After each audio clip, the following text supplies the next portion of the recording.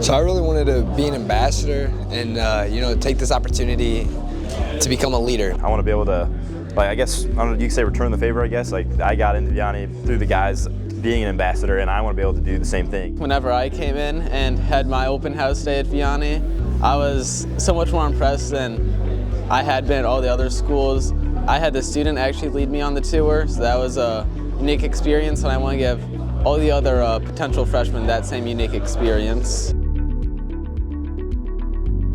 It's a really kind of a close-knit community, and everybody's walking around and high-fiving each other, saying what's up as you're passing through the classes. And the day that I shadowed here, it was able to see that, and I was like, wow, this is where I want to be. So not only was it the open house, but the shadow day as well was really impactful. So I was blown away by how well-dressed all the students were, how kind they were, how inviting they were, because I was scared.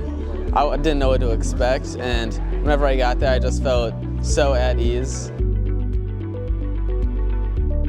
I think me representing Vianney shows that somebody can be out of nowhere, not even thinking they're going to be here, and not even thinking they're going to amount to any of this, but they individually will come up and take hold of opportunities and explore things they never thought they would do.